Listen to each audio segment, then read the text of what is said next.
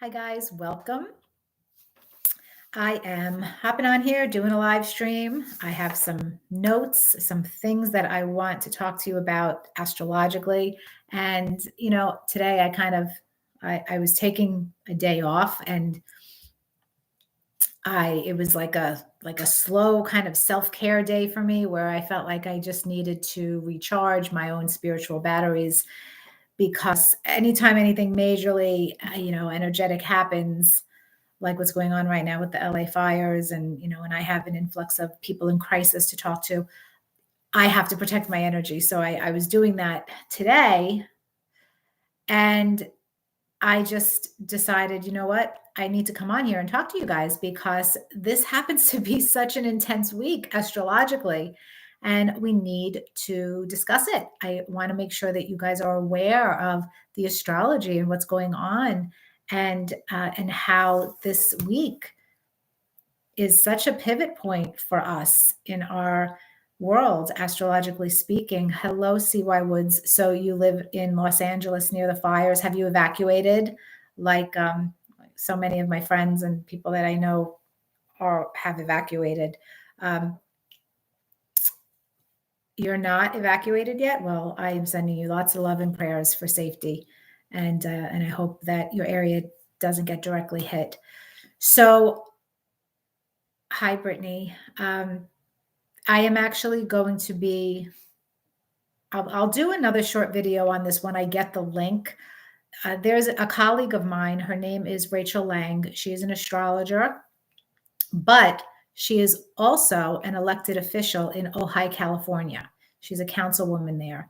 And she is working right now to really put together a nice grassroots effort. It's some kind of an Amazon wish list or something like that for people directly affected by the LA fires, people that she knows of, and so I want to do what I can to support her efforts because Rachel is someone that I know personally. She's a colleague of mine. I trust her as an astrologer, as a friend, and she is a councilwoman in Ojai, California. So I know that she is going to make sure that whatever donations you guys decide to give, it goes directly to the people affected. So I'm waiting on that. When she posts it on her socials, I'm going to share it on mine. And I wanted to talk to you guys about the major shifts that are happening and what we might be feeling on a personal level. Now, obviously, the people in LA are literally fighting for their homeland security and suffering and going through that right now with the reflection of Mars going retrograde back into Cancer, which occurred on January 6th. And I spoke about this very specifically in my Mars retrograde videos that I already covered. Whenever I talk about Mars and Cancer, I talk to you guys about defending your homeland security because I was born with that Mars placement. I have Mars and Cancer natally. It is exactly conjunct my fourth house cusp. So it's on my third house side, but it's conjunct my fourth house cusp. And it is an energy that I'm intimately familiar with every day. So I know that whenever we are talking about Mars and Cancer, we are talking about defending the home in some way. And sure enough, this unfortunately happened on a mass scale with the fires that are going on in Los Angeles right now. And I thought it was so interesting also that, Mars ingresses into the 29th degree of Cancer. The 29th degree of any sign is known as an anaretic degree. It is a critical degree that brings a crisis or something to a crisis point for resolution. But remember, this is a retrograde. So Mars reached that 29th degree. And that's when the problem actually really peaked, whenever that was. But the retrograde is, okay, you thought that you were going to get away with it. And no, you have to deal with it. You have to deal with this crisis now. And so that's what's going on right now with the retrograde hit. And then when it goes direct over the 29th degree once more in a few months from now, I think we're going to see a lot of change and resolution happening for the people of Los Angeles connected to this particular situation. And that's not happening until It's happening in April of 2025.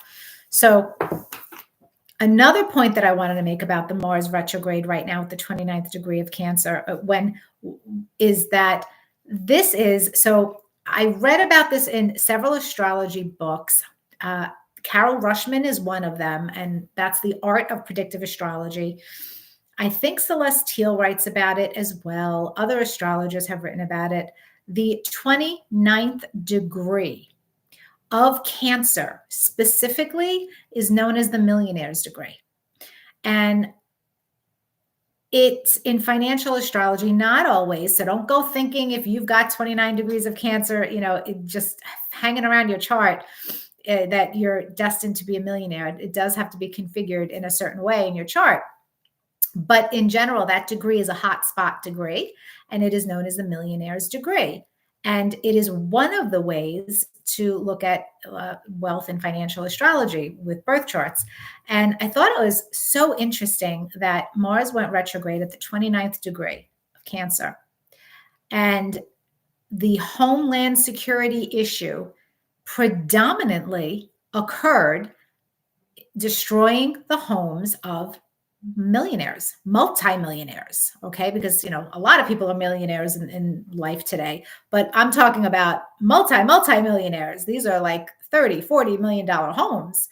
And of course, there are many, many homes that are normal, average people like you and me.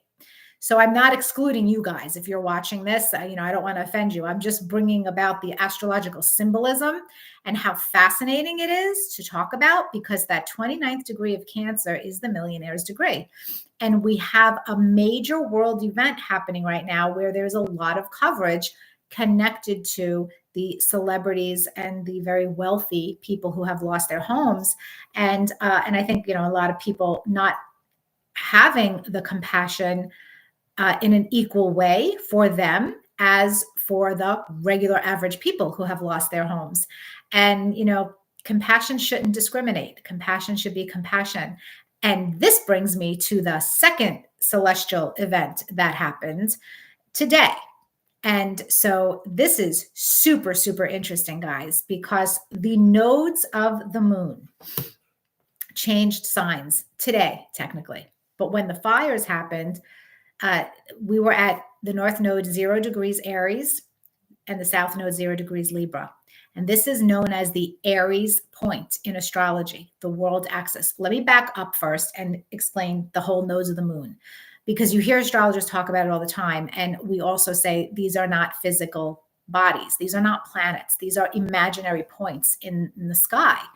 And so the nodes are basically 2 points where the moon's orbit will intersect with the ecliptic. And the ecliptic is simply a fancy name for the apparent path of the sun across the celestial sphere. I'm tongue-tied right now. And so this creates these mathematical points that are related to the moon, our moon. These are our lunar nodes. Every planet has nodes, by the way. So we only really focus on the lunar nodes. And excuse me, I'm having my peppermint tea. So the lunar nodes, the north node is all about increase, expansion, and moving towards something greater. Whereas the south node tends to be about, it can be about loss, it can be about decrease, but it is about letting go of something connected to that sign that is not serving us.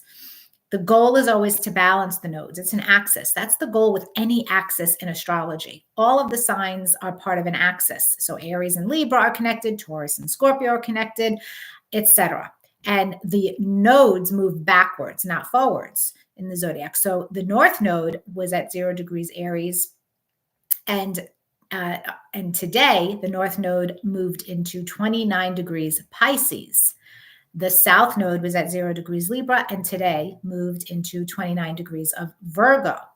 And the 0 degree of any cardinal sign, Aries, Cancer, Libra, Capricorn, this is known as the Aries point. And it is an extremely critical degree, just like the 29th degree of a sign, it's an anaretic degree, critical degree brings crisis. The 0 degree of a cardinal sign is a pivotal degree where it can thrust that energy into prominence in world events. And so, isn't it fascinating that the North Node increasing it happened in Aries. Aries, fire. Aries is ruled by Mars. So the North Node was at 0 degrees Aries when these fires started rather, because they're still going on. And Mars is the ruler of that North Node, and Mars is currently at the 29th degree of Cancer, retrograde. I hope this makes sense, because sometimes in my brain dots connect with astrology and maybe I forget to express it. Sometimes at like an astrology for dummies level, because I always take for granted that people here watching this know a little bit about astrology. So I apologize if you're brand new and I'm speaking Greek. But the point I'm trying to make is that it is really fascinating when you trace the symbolism of the astrology that was happening. And we see that a major world event connected to fire that affected a great many wealthy people, in addition to regular people who were forced to defend their homeland security. Cancer. It's just like, whoa, when you think about that. Now, today, the nodes changed signs. So we are no longer at 0 degrees Aries, 0 degrees Libra. Now we have a different lesson coming up. And this brings me to, I think, this fascinating energy that's happening collectively of judgment.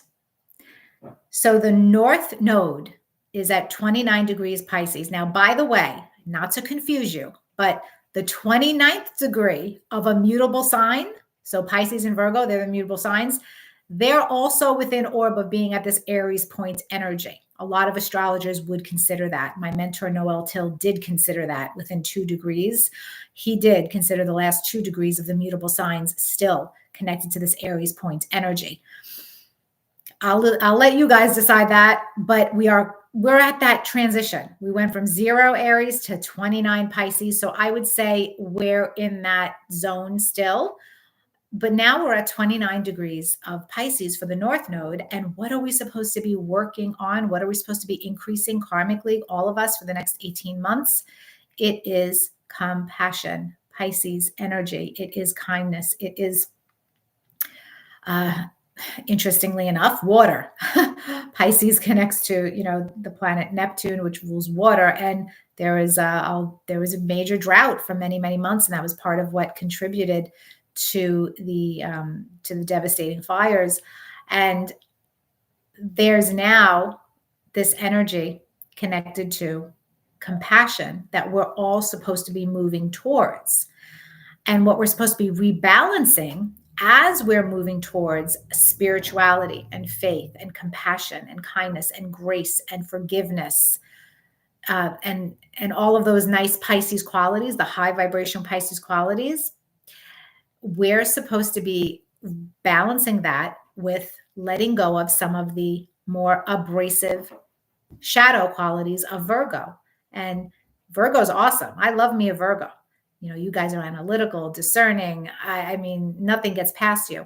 But the shadow of the Virgo energy can be extraordinary criticism and judgment. Really, really harsh judgment.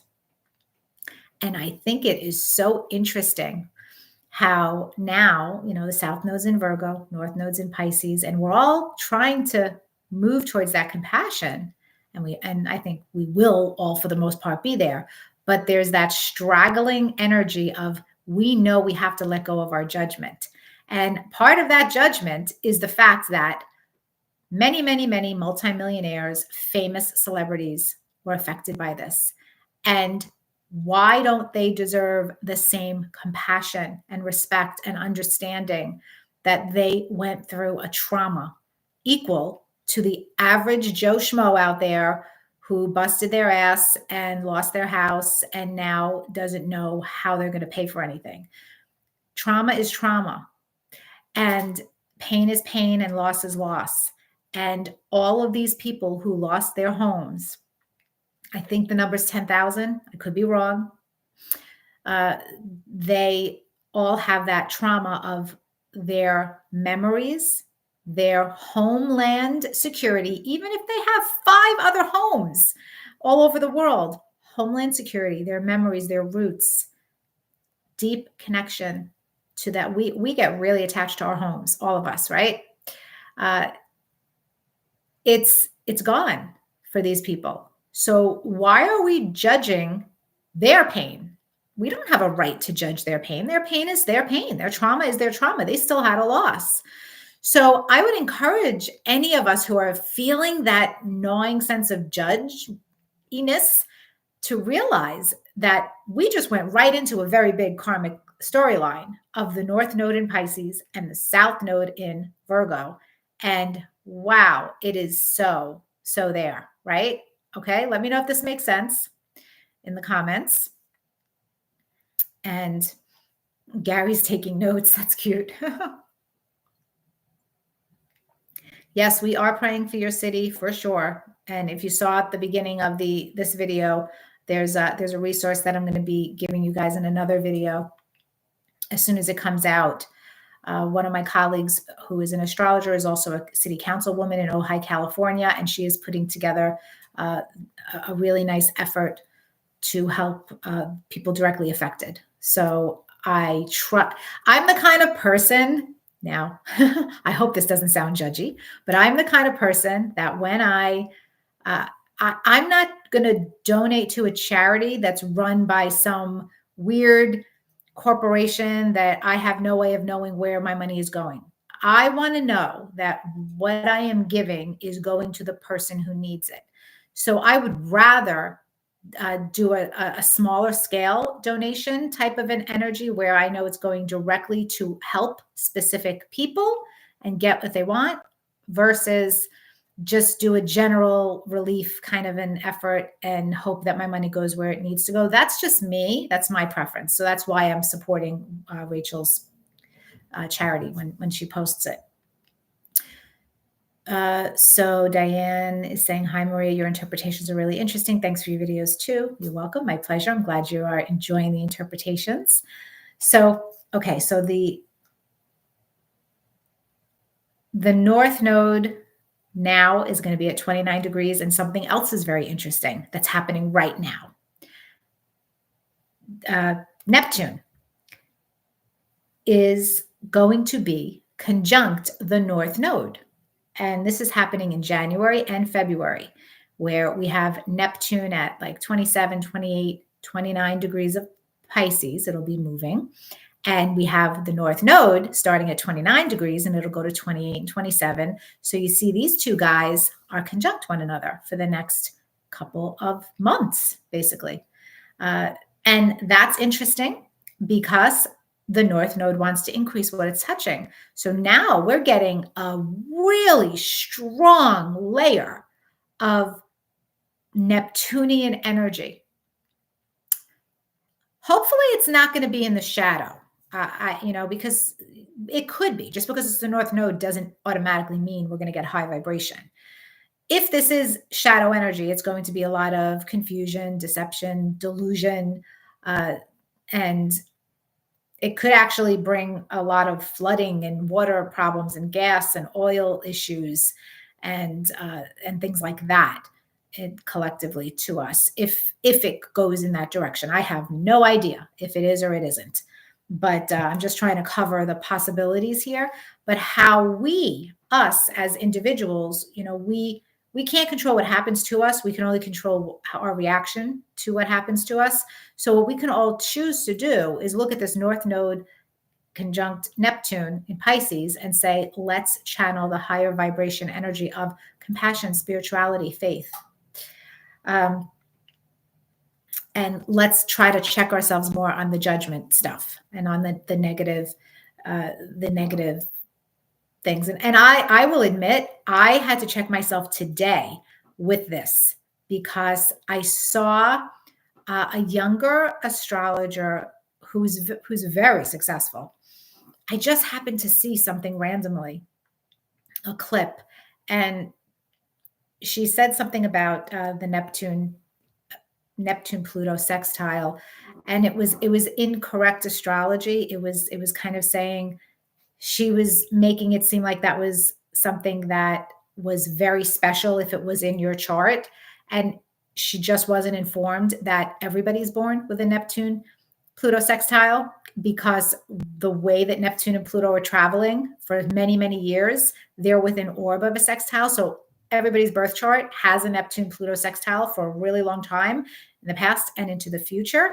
So I was tempted to like make a comment and correct it, but I stopped myself because I said, you know what, that's not going to be received well. It's going to be received as a really harsh criticism, and it's probably not going to be taken well. So let me just shut up and slow my roll and move on, and she'll figure it out in her own time as she's learning. So there are also there's a lot of judginess that goes on in the astrology community all the time like that, because we're all at different levels of education and experience and being informed. And so we have to remind ourselves to lead with compassion and grace and understanding, and not with the South Node in Virgo. I know better than you. I'm, that kind of a thing. So all of you, let's all be careful about that. Okay, so now Priya is saying, I've been in LA 11 years. First time I've seen community come together. I will tell you something. It is amazing. Whenever there is a natural disaster, no matter where you live, what a community it is, people come together. I have seen this over and over and over again. And I think it is a testament that we are overall as humans good. I would like to think so. Maybe I'm being delusional. Maybe I'm being a shadow North Node conjunct Neptune in Pisces right now. But I believe that overall people are good. And when you give people a chance to show their goodness, they usually rise to the occasion. So there's another astrological event that I wanted to talk about on this live stream. We covered the Mars retrograde going back into Cancer at the anaretic degree. I talked about the millionaire's degree. We talked about the nodes changing signs, talked about the North Node conjunct Neptune. The North Node will be conjunct Saturn, but that's not till April. And briefly, I will mention that I think that is connected to more of a resolution, because Saturn makes things stick. And so we're running on fumes and faith right now with Neptune North Node. But when Saturn in Pisces is conjunct the North Node, which will happen in April, interestingly enough, when Mars direct gets back to that 29th degree of Cancer, and we have eclipses too. But I think that's going to be an interesting month where we start to see things come together with rebuilding the city of angels, right? Isn't that interesting? City of angels, Neptune, Pisces. The symbolism, interesting. So the third event that I wanted to talk to you about today is the upcoming full moon in Cancer. And I talked about this in my monthly videos for all of you. So if you haven't watched your sign, your January forecast, go check that out so that you understand what it means for you more personally. This is just talking about it generally, the chart of the full moon. So the full moon happens at January 13th, 5:27 p.m. Eastern time. And the full moon is at 24 degrees of Cancer, which means that right next to the full moon is Mars retrograde. Mars is at 27 degrees Cancer retrograde next to the moon. And I spoke about this energy as, Mars and the moon together can be a lot of reactivity, a lot of emotional defensiveness, right?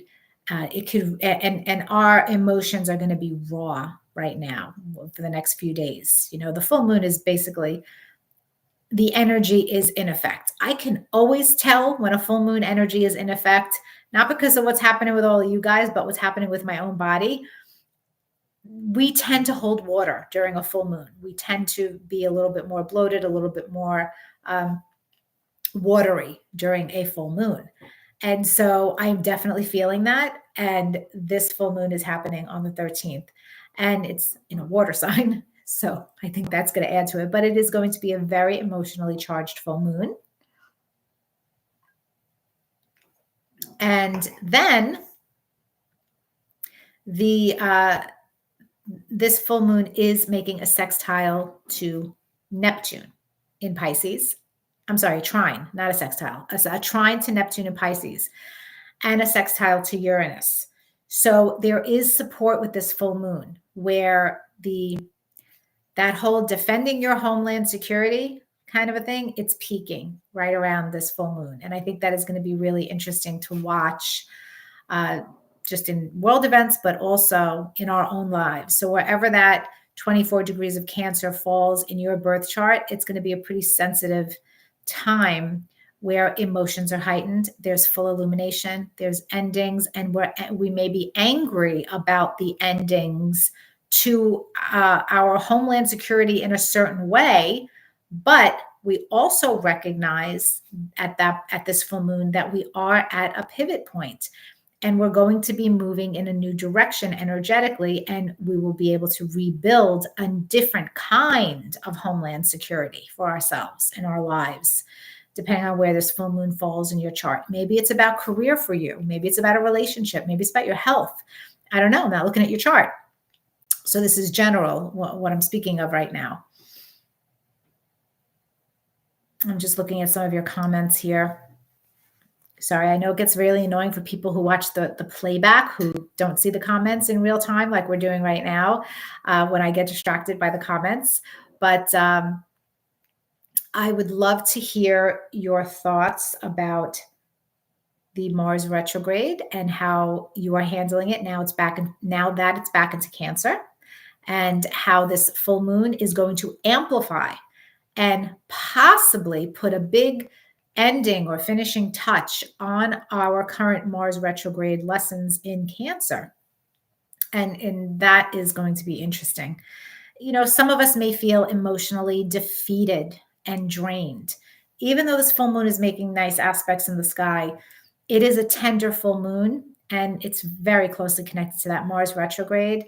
I know I have been feeling, it's been a little harder for me to protect my energy, and I've been feeling a little bit more drained. And that could just be because I'm ruled by Mars. I have Aries rising. It could be just, situational because of what's going on in the world right now. And I have things going on in my personal life too, just like you do. None of us live in a bubble. We all have a life going on. And so that is it's a tender time, the next few days for all of us. And I don't think you should be nervous about your astrology proud Jew, Sarah. We all have difficult astrology to experience. Being nervous about anticipating what could happen with difficult astrology is it's catastrophizing it. And so you're creating a problem that doesn't exist, right? And you're dwelling on this imaginary problem that you have because you're predicting it for yourself. But you don't know if that energy is going to come out in that specific negative way, the way you're anticipating it. So sitting in that fear, in a lot of ways, you're manifesting that. You'll end up manifesting that. So be very careful about how you approach knowing about your difficult cycles. Yes, difficult cycles will bring difficulty and challenge, but instead of sitting in that fear of what's going to happen to us, remember that a crisis is also a catalyst. It is always a catalyst for a change that has to happen in our life. in order for our soul to evolve in some way. And that is really hard to hear for some people who don't have a good spiritual foundation or backbone or coping skills or resources, inner resolve, whatever it is that we draw from to get us through difficult times. Crisis equals catalyst. Think of it like that, and try to think of it objectively as not why did this happen to me, but what is this trying to teach me? What am I supposed to learn from this experience? How do I move forward from here? And we can be passive in our experience of the transits and of the difficult cycles. And the more passive we are, like, a sitting duck just waiting for something horrible to happen, the more passive we are, the more difficult it tends to be for us to experience. We can choose on the other side of that to be very active in our astrology and in our transits. And being active means knowing that we can't control everything in our world and environment, but we have an ability to learn from something and grow from something. And we have an ability to take a different course of action in response to what happens with our difficult astrology. So when we approach it from that perspective, we're no longer being passive in our experience of astrology. We're being active. We're being co-creators. We're being participants in our destiny. Let me know if that was helpful for you, Sarah. I hope it was, because Mars hitting your midheaven doesn't have to be a shit show at all. It happens every 2 years for all of us. You have to put these cycles into perspective. So let's see. Maria, your video on how to think astrologically was brilliant and really insightful. Thank you. Oh, I'm trying to remember what video that was, but I'm glad you watched it, and I'm glad that it was helpful. Oh, I think it was how to think astrologically for yourself. Is that did I ever do a video with that title, or am I imagining it?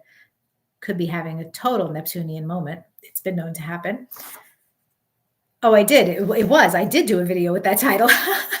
Okay, cool. I'm glad I did. That's something that I pride myself in my astrology school when I teach my students is, I'm not just teaching you astrology. I'm teaching you the techniques. I'm teaching you the skill of astrology, but I am also teaching you how to think astrologically for yourself. And that is something that is so important to learn. And that is a skill. And part of that skill is whenever we learn something. Now, I'm not a brainiac, so I'm probably explaining this wrong, but I know that we have synapses in our brain cells, and they connect and fire and, misfire and all sorts of things happen. But when we are learning a new skill or a new language, like astrology, when we are learning something, the more repetition, the more we practice it, the more the synapses in our brain that are connected to learning that new skill connect, and they connect and they connect, and it becomes repetitive, and then they connect faster and faster and faster. And so the more that you study and practice astrology, the more natural this becomes. And that is why a brand new student looking at a birth chart who has no experience, and this might be their first chart or their fifth chart, is like, whoa, I don't know how to understand any of it because there are no synapses yet. Nothing's connecting yet. It's all brand new. Whereas somebody like me, I don't even know how many charts I've looked at this point. Every single day I'm looking at new charts. It's thousands and thousands and tens of thousands. I have no idea, but I've been doing this long enough to where the synapses are automatic.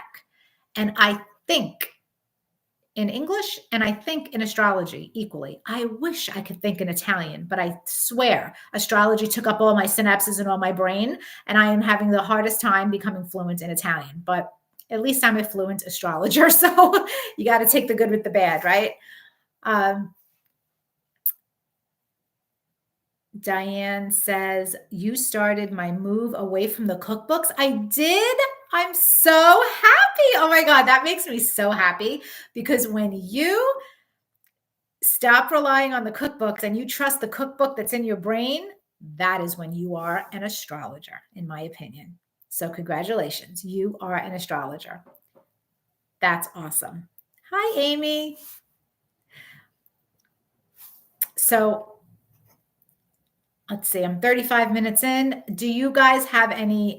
So I see that some of you are asking me personal questions. I'm not answering personal questions, but if you have any general astrology questions about the current weather that's going on generally, I'm happy to address it and answer it. I was going to talk a little bit about Saturn and Neptune going back and forth between Pisces and Aries this year and how important that is as setting us up for the major changes that we're all going to be going through as a world and individually. But I think this live stream has gotten long enough and I don't want to mentally exhaust people.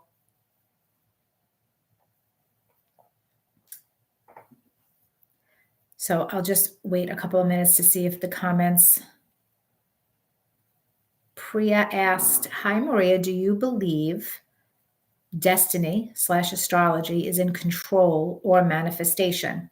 So I don't know if you heard me a little while ago. I think it's both. I think it is both. So here's the fated part. And by the way, if any of you are interested in learning beginner's astrology with me, it is, even if you think you know beginner's astrology, if you take my class, I guarantee you're going to learn something that you never knew before. And registration ends on the 15th. So you have 4 more days to register for this class, I think. Oh, I think the early bird rate ends on the 15th. Okay, something ends on the 15th. So go to my website. That class starts January 25th. So if you want to register for that class, I talk about this in depth because I am teaching you, part of teaching you how to think astrologically for yourself, Priya, is us having these conversations about philosophy and fate and free will. And so we do this in the beginner's class in an in-depth way. But very briefly, to try to address your question, I will say that it is both. The fated part of astrology that everybody has to accept if you're going to study this discipline is that your birth chart, once you're born, this is the chart of the full moon. It's not a birth chart, but it's the full moon. But pretend it's a birth chart. Your birth chart cannot be changed once you're here. Your soul chose to come here with very specific energetic connections between those planetary energies that create character potential, that facilitate your soul growth, karmic experiences for this lifetime, that are testimony to your short circuits and your trouble spots and weaknesses. And that birth chart, once you are here and you fully embody your life in this physical existence, that birth chart can't be changed. And those energies can't be changed. That is what you're working with. When you're playing poker and the dealer deals the cards, the hand that you're dealt is the hand you got to play. So your birth chart is the hand you have to play. And it cannot be changed. And that is fated. What is not fated is where your control is, and the manifesting energy is you have the ability to direct that energy. You decide how to play out your hand in your poker game. You decide how to use that chart and how you're working with that energy, whether it's going to be in a high vibration or a lower vibration way. Now, if you have a lot of squares and oppositions, the shadow energy of those patterns are likely to come out in your life and life experience. Why? Because they're squares and oppositions, and that's the nature of the squares and oppositions. And you're going to have to learn how to negotiate that energy. And after having those difficult experiences, you're going to tell yourself, okay, my consciousness is activated. I see that these are my trouble spots. What can I do to make that square less of a trouble spot in my life, less of a pain point? And this is taught in multiple classes when you're my student. So this is not a 5-minute conversation, but there are mitigating ways. When we get to the aspects class, there are ways to, you're not going to turn your square into a trine. That's bullshit. Your squares are your squares. But what you're going to do is understand that, all right, that's my pain point. Let me lean into being as conscious as I can about expressing the highest vibration of these planets and these energies so that I can minimize some of the difficulty. You are never going to erase your difficulty. You're never going to completely have this perfect life of unicorns and rainbows. And you are going to have times in your life when your squares and oppositions, especially when they're triggered by transits in the sky in a difficult way or progressions or solar arcs, that's when the crisis happens in your life. And that's fated. That is fated. I stand by that because you chose that chart and you chose those experiences. But what do you do from there? Are you going to be passive in your experience, or are you going to be active and participate in the change and learn from it and grow from it and make different choices? So does that answer your question to some extent about the destiny and where you will have control? I hope it did. Let's see.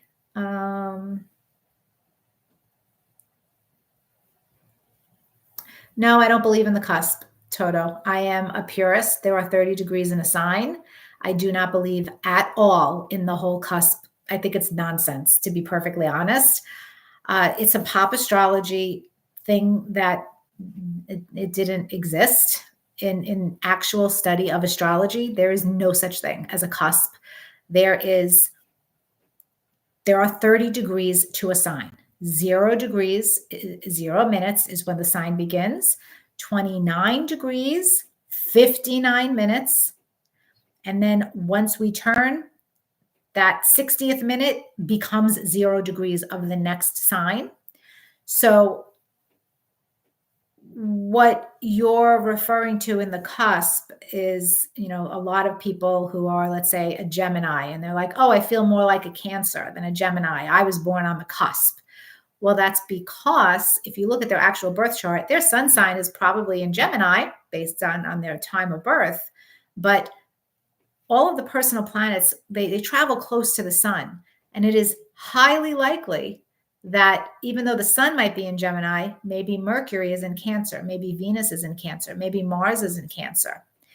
Maybe their ascendant is in Cancer or the moon. And that's why there's more of an identification with the Cancerian energy. That's just an example.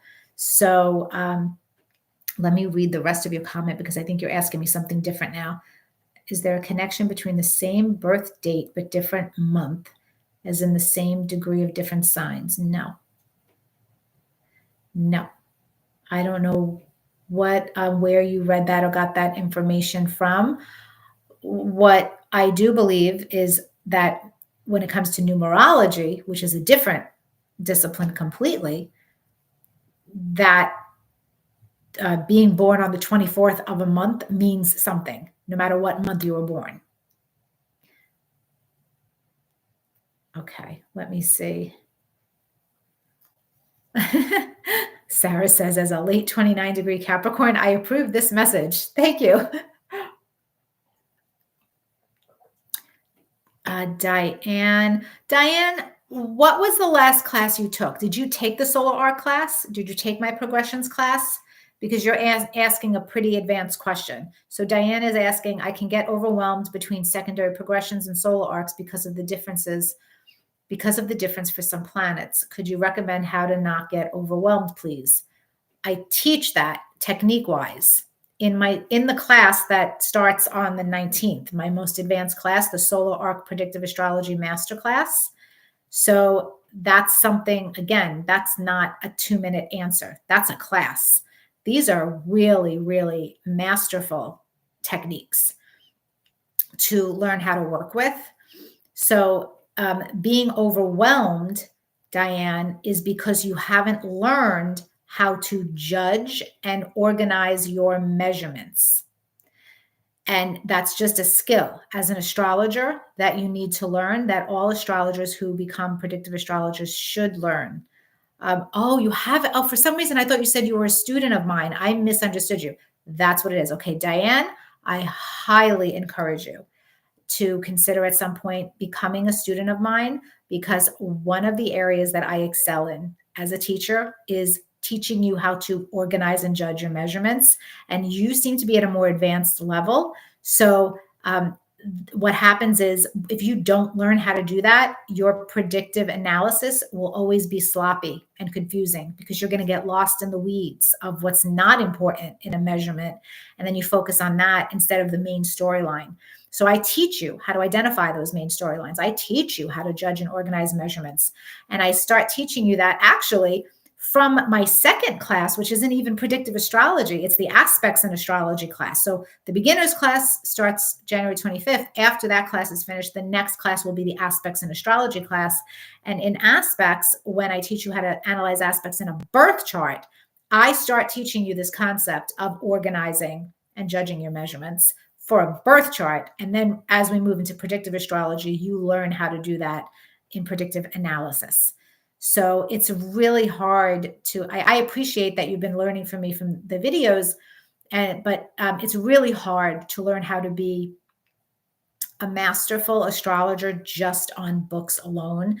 I think everybody needs a teacher, some kind of apprentice mentor connection to really help catapult you. And I'm not saying it has to be me. There are some really wonderful astrologers who have phenomenal astrology schools. And so you have to do your research, and you have to learn with the astrologer who vibrates to the type of astrology you think you want to practice, because there are different branches of astrology. So yes, so I would love to have you as a student. And again, the two classes that are happening now are the beginners and the most advanced. But you can't just register for my most advanced class unless I know that you have a very good foundation, because then you'll be lost. You will not understand. So yeah, go to my website, read the descriptions on the classes, and I hope to see you in a future class. Witchy Brews, took your classes a long time ago, and you were the only teacher that made the organization of aspects make sense. Diane, definitely sign up. Oh, thank you, Witchy Brews. What's your name? Witchy Brews. What's your real name? If you want to share it, I know you may not. It's okay. But thank you for saying that. That's really kind. I appreciate that. And I am, you know how like people who have recipes for their famous, I don't know, meatloaf or chocolate chip cookies or whatever, they don't want to share their recipes. No, they're all stingy about, nope, you're not getting my recipe. It's a secret recipe. I am not like that at all. I believe that wisdom is meant to be shared, but it is meant to be shared judiciously with people who are properly initiated into our craft of astrology. And so that is why there is a limit to what I can offer you in a YouTube video, because there are so many people who watch these random YouTube videos, and they may not be people who use astrology responsibly. They may not be people who approach astrology with respect and reverence. And I have no way of knowing that. So the only way that I know that is if I nurture you personally as one of my students. I know my students are on point when it comes to their why and their ethics of astrology. I stand by my students with that. So they are able to be properly initiated into all of these incredible mystical secrets that we have. But I'm not about I'm not going to die without everything that's in my brain as an astrologer being out there to my students. That is my legacy that I want to leave, because that's what we have to do as astrologers.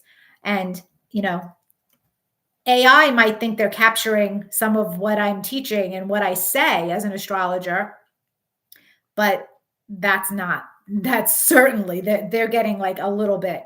They're not getting the real thing. So don't trust AI completely for your astrology learning. That is a very big mistake that you're making if you happen to be one of those people who is doing that. AI has its place, but it cannot replace an astrologer's brain. It absolutely cannot. So for ethics in astrology, oh, Jamie, hi. So you can astrology organizations usually have like a guideline and code of ethics. So you could actually look into that.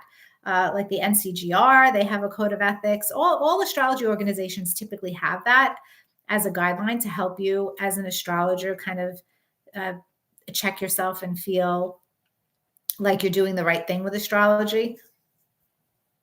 But I don't plan on giving an ethics class specifically. The Les, I'm sorry if I'm saying it wrong. How do you determine if the beginner's class is right for you or if you have enough background and education to move to the next level? Great question. So I have people take my beginner's class who have studied astrology for longer than me, and they tell me they have learned something new, that they were taught astrology in a way that they never understood before. So don't be fooled by the beginner's notion and think that you're not going to get value out of that class, because yes, it is a beginner's class, but what does that mean? It means it is a proper foundational course. And in the proper foundational course, if you haven't fully integrated the foundations, you will get stuck and blocked in your learning. And once you are blocked, it will be impossible for you to make progress to the next level. So if you're having trouble with aspect analysis, for example, weaving the nuanced aspect dynamics of a chart and integrating it with rulership dynamics, if you're having trouble at that level, then I guarantee you it is because you are blocked foundationally in some way. And we address that in this 4-week class. So yes, it is.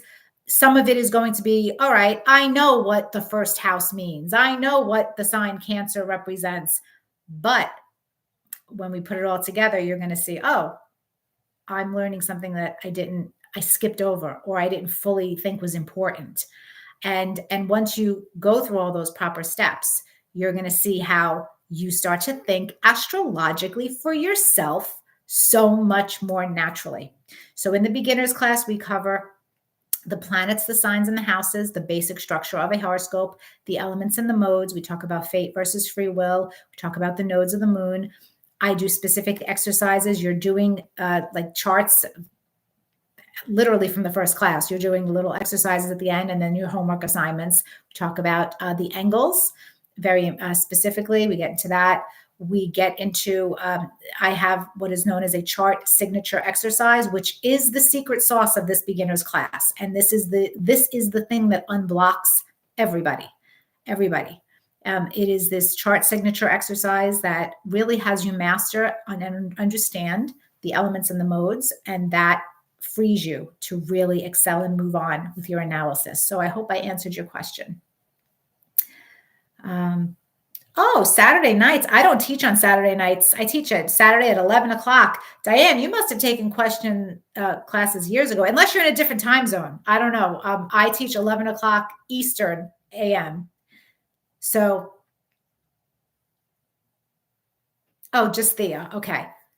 Oh, okay. So yeah, you different time zone. You know, I've had people in Australia get on my live classes at 1 or 2 in the morning. And I'm like, you guys are troopers, man. I would never be up at 1 or 2 in the morning and be able to learn. So I appreciate that you guys from all over the world want to learn from me and connect with me live. That means a lot. So hello from Australia, Narda. Yes, time zone. Oh, you guys are from all over. It's hard to keep up, but I love it. I love connecting with all of you, and it's a lot of fun. All right, guys, I think I have made my points here on today's live stream, and I thank you for joining me. And you guys gave me some great questions and great interaction, and I appreciate that. And I hope that you all learned something new from this live stream and that you can apply it to your life. And as soon as Rachel sends out that Amazon wish list, which is specific items that people and families in her area that she knows of or knows personally needs from the fire devastation, I'm going to share that. And anybody who wants that one-on-one connection of donating something and knowing that it's going directly to someone, you may be interested in that. I'll post it as soon as I get it. Okay, Diane, it's great seeing you, and thank you for being here. All right, guys, have a wonderful rest of your day, and I will see you soon. Bye.